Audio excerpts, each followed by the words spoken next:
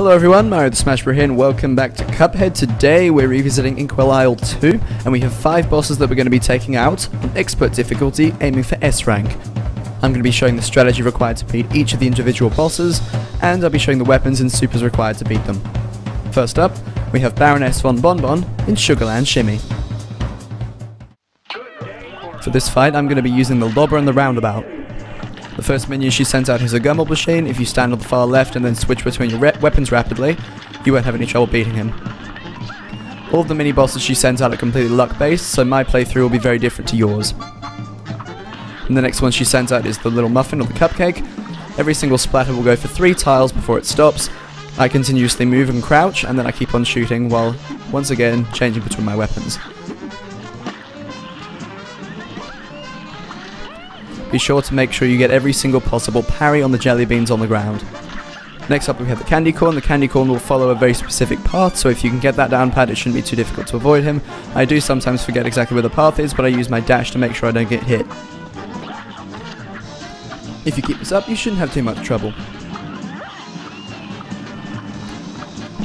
Now I use the little green platform there and continuously jump and switch between my weapons and spam shoot once again. And I only use my super once I feel like I'm going to get hit. She throws her head and as soon as I'm about to fall onto it I use my super and then dash to the left. To finish her off I dash forwards and shoot.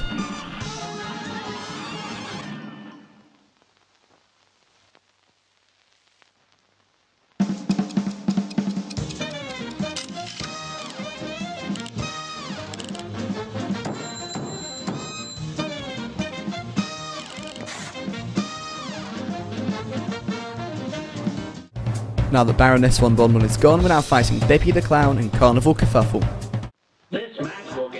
For this fight I'm going to be primarily using the charger, but I do happen to have the spread equipped as well. Continue to use your charge shot, and as soon as he's about to charge into you, use your dash to go through him. If you do get lucky and see a pink duck, be sure to parry it. For this phase, keep on firing your charge shot upwards a little bit, and as soon as you get the chance, switch to your spread, jump up to his face and use the spread X to get as much damage as possible off onto him. Make sure that you get every single one of the shots from the spread X onto his face. You won't take any damage making contact with his face, so be sure to get right up close to him. Parry if you get the chance. If the train comes again, don't worry about it, just use the parry and then jump on its nose. If you be cautious if he's yellow, the horseshoes will fire quickly. Keep on firing with the charge shot.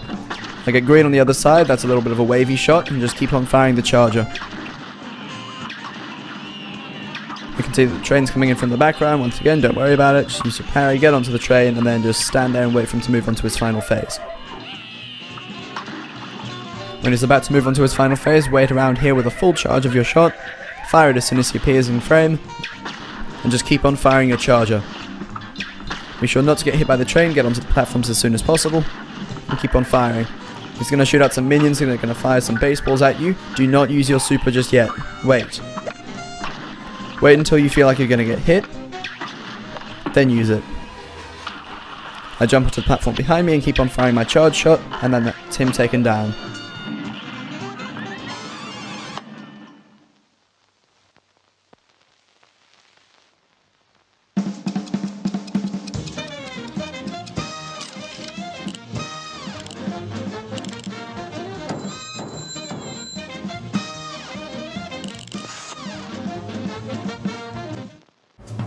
Now that Beppy the Clown is taken down, we're taking on Jimmy the Great in Pyramid Peril.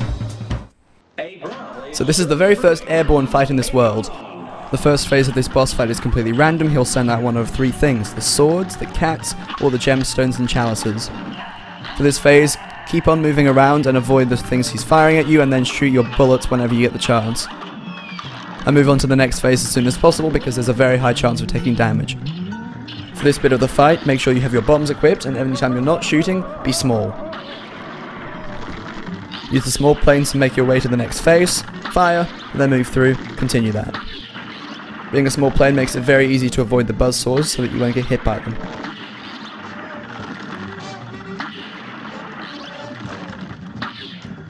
Once you get onto the next phase, stay up on the very top middle of the screen, and fire your bombs at him.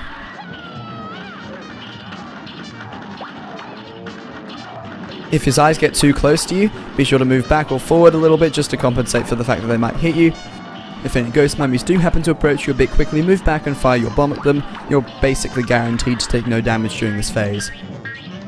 For the next stage, stay in pretty much the very middle of the screen, fire as much as you can, switching between your weapons to build up your super, and as soon as the puppet appears, use your super. Keep on switching between your weapons, then move to the far left of the screen with your bullets.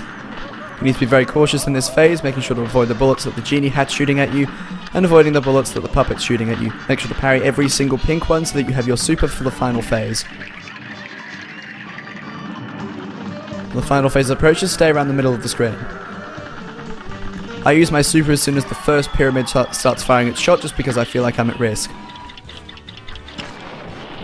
I switch between my weapons a little bit while I'm invincible, then I move to the top left of the screen, I become a small plane just to avoid that, and I keep on firing. I then shoot one bullet from my X, and then he's taken care of.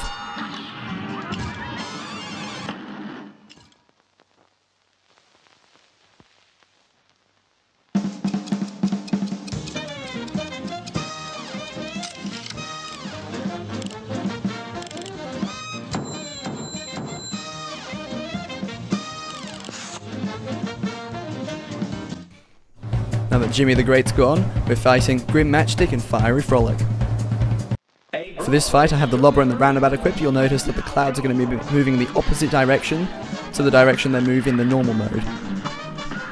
I continuously shoot him right up close to him while switching between the two weapons, staying around the middle top platforms. If he does happen to shoot these attacks, get as many parries off as possible and use your super when you get the chance. And repeat the same thing. Shooting as much as possible. I use the roundabout a little bit so I can get some extra shots on him while I'm not too close to him. And then he starts firing his little beam things at me again. And I get more parries off. And then I keep on shooting him and he'll move on to his next phase now. Make sure to find a good amount of platforming to use your super, otherwise you'll fall down into the little fires. Move on to the right platform and then continuously use your lobber to take care of him.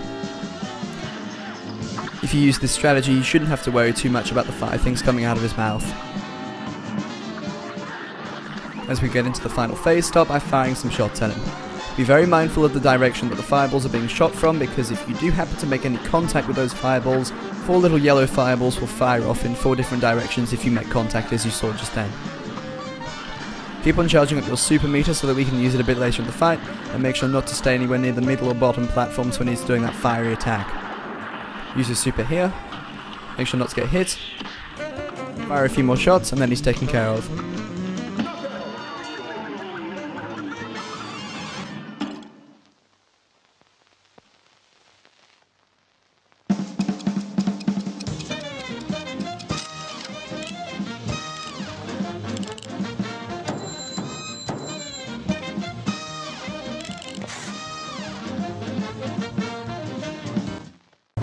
Now defeated Grim Matchstick, so the final boss we're going to be fighting is Zwolle Warbles and Avia Reaction. This is the second airborne fight, and it requires a lot of movement. We're going to switch between our regular weapons and continuously fire at him, making sure to avoid the eggs. The eggs will fire off in 5 different directions rather than 3. Get any parry off that you can, and continuously use your X ability whenever you get the chance. It will definitely clear up this phase quicker. This is the slowest phase normally, so if you get it taken out quickly, then you won't have too much trouble. I position the plane a little bit away from the left-hand side of the screen so I can avoid the eggshells that are being shot at me. It's very important to utilize the small plane to avoid those. This phase, just move up and down to avoid his feathers. You can only do damage to his face, so you need to make sure to align yourself.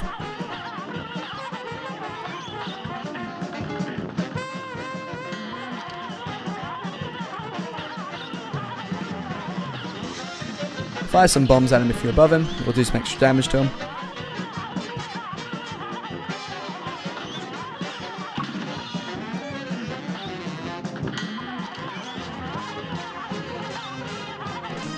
As soon as he moves to his next phase, use your super on him as soon as possible.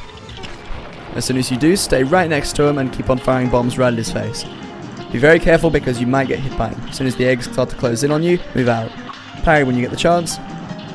And wait for the eggs to open up again. As soon as you see an opening, dash in, be ready to parry, and keep on firing bombs and that'll be no trouble. For the final phase, all you need to do is avoid the projectiles while shooting your bomb, so don't worry about the way you're shooting. Focus on avoiding the projectiles.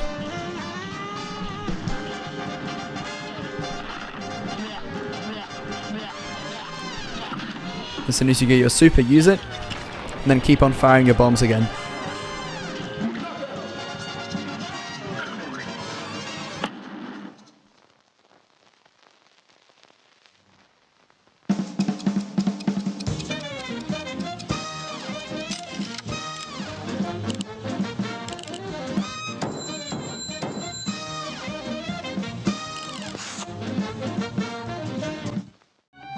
So guess what that means? We have now taken on every single run and gun level along with every single boss level in World 2. We'll pull up our list real quick and you can see that every single boss is now S ranked and both of the run and gun levels are now P ranked.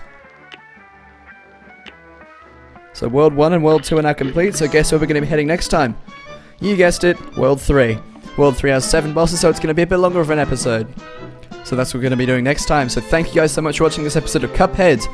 And until next time, I'll see you guys later.